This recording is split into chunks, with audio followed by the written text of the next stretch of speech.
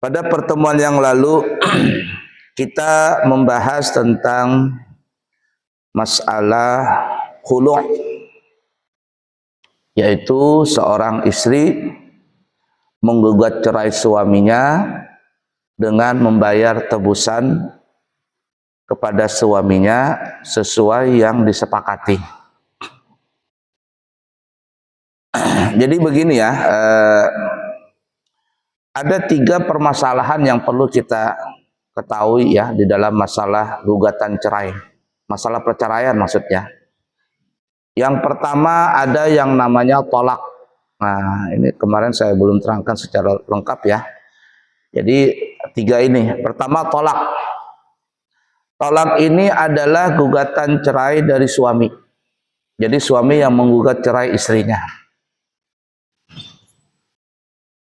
Kemudian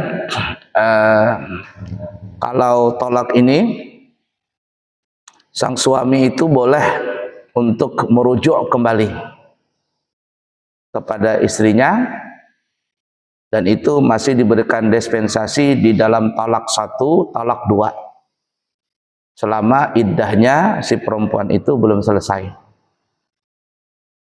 Jadi intinya tolak itu adalah, atau perceraian itu adalah suami yang menggugat cerai.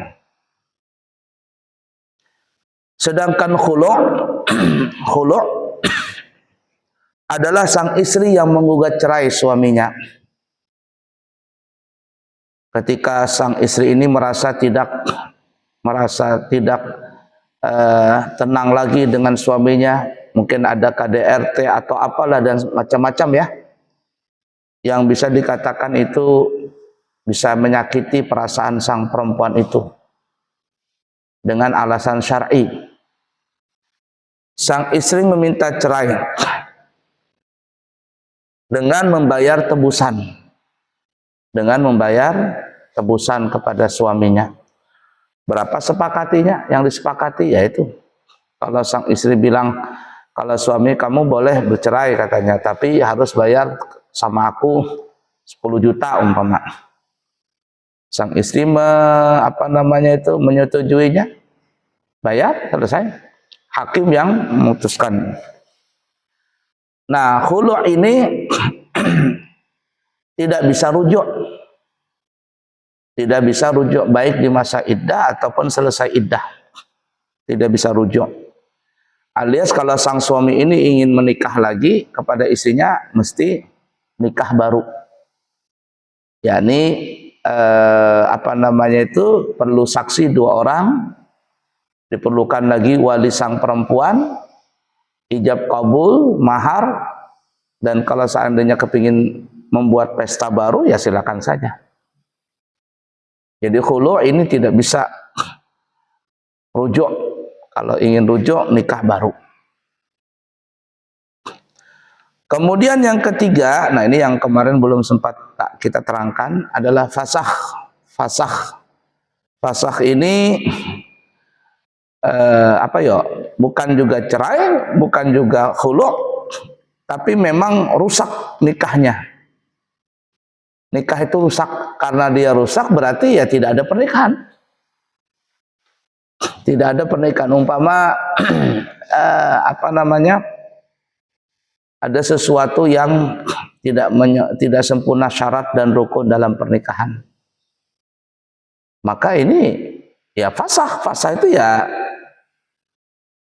dibilang batal ya. Kalau batal kan sudah masuk nih dalam ibadah. Kita sudah sholat nih, tiba-tiba kita kentut di dalam sholat tadi, kan itu batal sholatnya. Kalau fasakh ini dari awal memang nggak berwudu. Sholat kita, aku lupa berwudu. Ya memang nggak ada sholat waktu itu. Lupa berwudu umpama, berarti ya apa ya? Berarti tidak dinamakan sholat. Nah begitu juga fasakh nikah ini.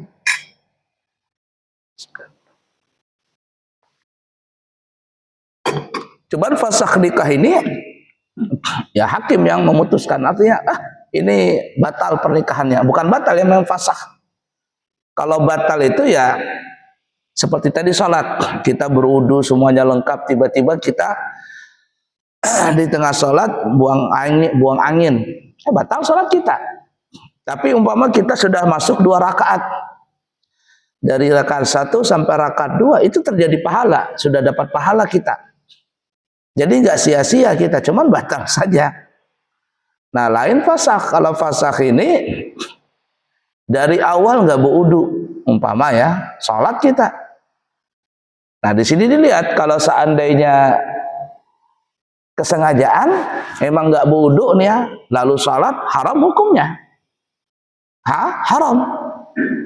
Memang nggak berwudu sama sekali. Aku mau sholat ya. Nah, itu hukumnya haram. Nah, kalau seandainya tidak berwudu tapi lupa, kirain sudah berwudu, sholat dia, selesai sholat atau di pertengahan sholat, la ilaha illallah, aku belum berwudu. Apa ini? Batal sholatnya. Bukan batal, artinya fasakh. Fasakh. Tidak ada sholat itu. Nah, bedanya kalau sengaja berdosa, kalau nggak sengaja nggak berdosa. Begitu juga di dalam pernikahan. Kalau dari awal memang ada kesengajaan, kesalahan prosedur, syarat dan rukunnya, fasakh nikah. Fasakh nikah. Kalau disengaja haram. Kalau tidak sengaja ya hakim yang membatalkan. Contoh bagaimana? Contoh nih ya. Ini pernah kejadian nih. Kejadian nyata. Tahun berapa itu saya pergi ke Malang, dan itu memang kalau saya pergi ke Malang, ke Batu, memang supir ini langganan. Apa namanya, saya charter dia punya mobil, dijemput dari bandara, kemudian keliling-keliling. Kalau 3 hari di Malang ya ikut sama dia terus. Wali Songo juga pakai dia biasanya. Cuma sudah lama nih nggak jalan-jalan sudah, karena larinya banyak ke ini lagi, banyak ke mana? Ke umroh. Jarang sudah ziarah Wali Songo ini. Nah, jadi waktu itu tahun berapa lupa tuh, kayaknya sudah lama itu. Jadi waktu itu pas kami dijemputin sampai di Malang, pagi hari kami mau jalan-jalan, dijemputin lagi dari hotel. Nah, sebelum kami berangkat, saya duduk dengan dia, cerita dia. Saya ini Pak, katanya, telah bercerai dengan istri, katanya dia. Kata saya, kenapa? Ternyata istri saya itu yang menikahkan bukan bapaknya. Lah, kata saya, itu mah bukan nikah namanya, bukan cerai. Memang fasah dari awal. Memang apa namanya itu, ya dari pernikahan. Gimana ceritanya, kata saya.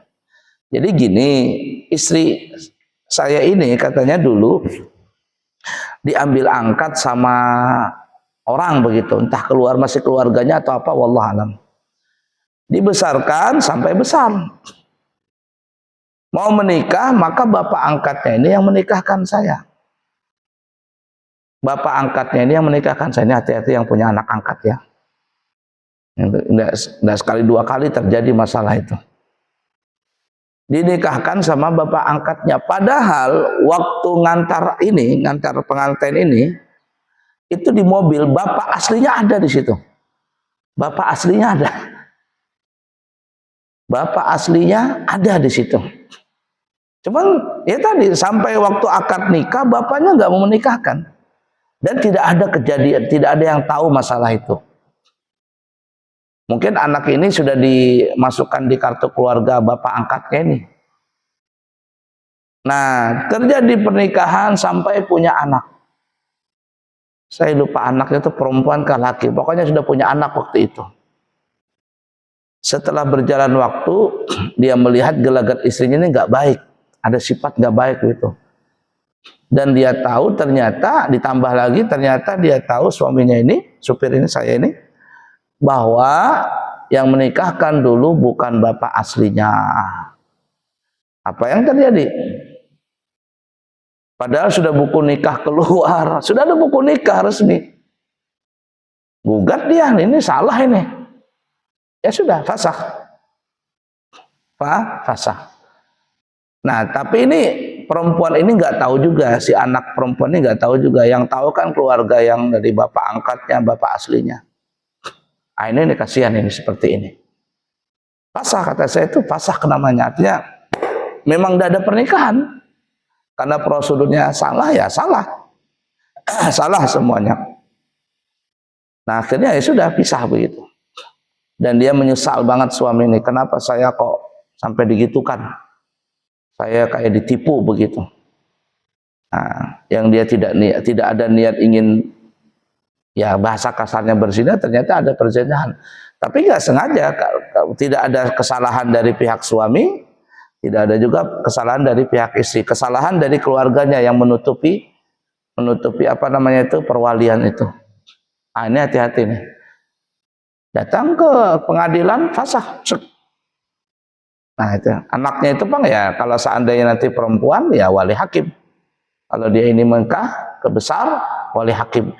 Jadi wali hakim itu ibarat kata pemutihan ya, pemutihan.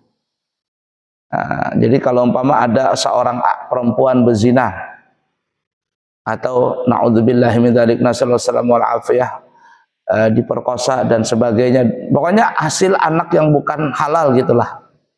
Kalau seandainya dia laki-laki tidak ada masalah, anaknya nih laki-laki tidak ada masalah, kalau dia menikah ya sudah nikah saja. Tapi kalau anaknya itu perempuan, kalau besar dan ingin menikah, maka yang menjadi wali adalah wali hakim. Wali hakim. Hati-hati ya. Begitu juga masalah itu, banyak orang yang kita pernah bahas ini namanya GBHN. GBHN itu gawi berdahulu hanyar nikah. Nah banyak itu kebobolan, akhirnya sudah hamil sebulan 2 bulan ketahuan langsung dinikahkan. Yang parah yang menghamili lain, yang menikahi lain. Nah yang bercocok tanam lain, yang memanen lain.